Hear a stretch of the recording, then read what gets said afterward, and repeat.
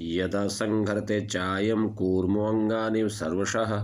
इन्द्रियाणि इन्द्रियार्थेभ्यः तस्य प्रज्ञा प्रतिष्ठिता विषया विनिवर्तन्ते निराहारस्य देहिनः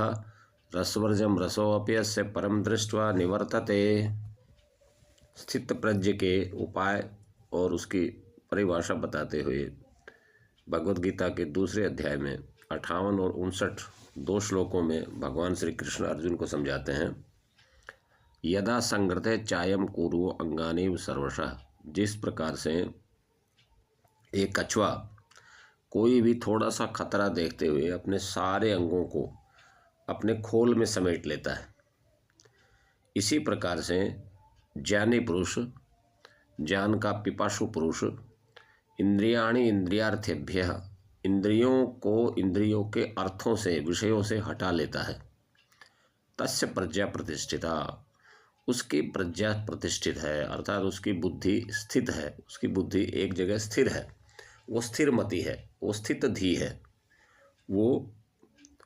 उसकी प्रज्ञा प्रतिष्ठित है।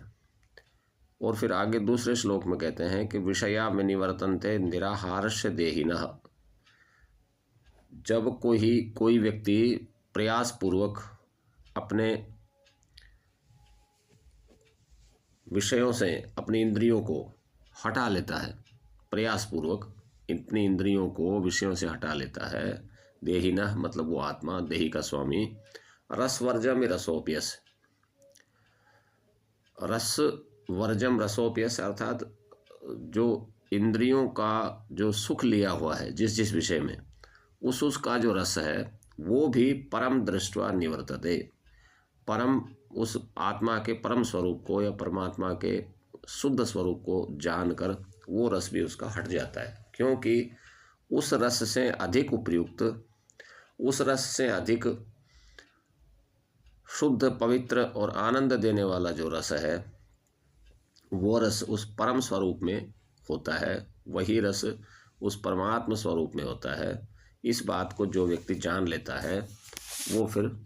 संसार के छोटे छोटे विषयों में सुख नहीं ढूंढता, वो फिर परम अपने आत्मा के ही आनंद में सदा मग्न। इन दोनों श्लोकों में यही बात भगवान श्री कृष्ण ने अर्जुन के सामने स्पष्ट की है कि जिस प्रकार से कछुआ अपने अंगों को समेट लेता है कोई भी खतरा आने पर,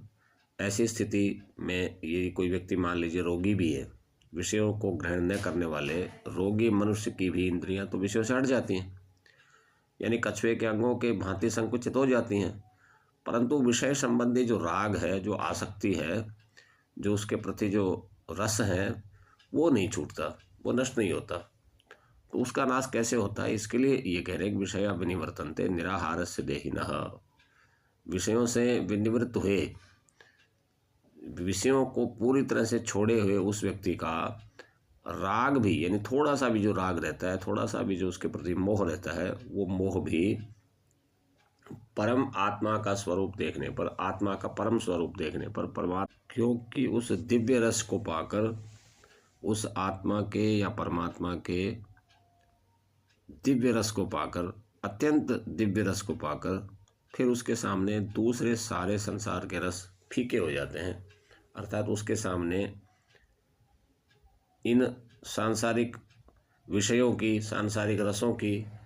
कुछ भी महत्ता नहीं रहती। ऐसा उसकी बुद्धि में ये निश्चित हो जाता है कि ये जो परमात्मा का जो रस है, आत्मा के शुद्ध स्वरूप का जो रस है, यही परम प्रिय है और यही मेरे लिए प्राप्त करने योग्य था, जो मैंने प्राप्त कर लिया है। अब शेष सब इधर उधर की बातों को, संसार के राग द्वेष को वो बिल्कुल छोड़ देता है। इसी को स्थित प्रज्ञ कहा है, इसी को ज्ञानी कहा है, इसी को योगी कहा है। इस प्रकार से इन श्लोकों में श्री कृष्ण जी ने ये उपदेश दिया। ओम शांति शांति शांति।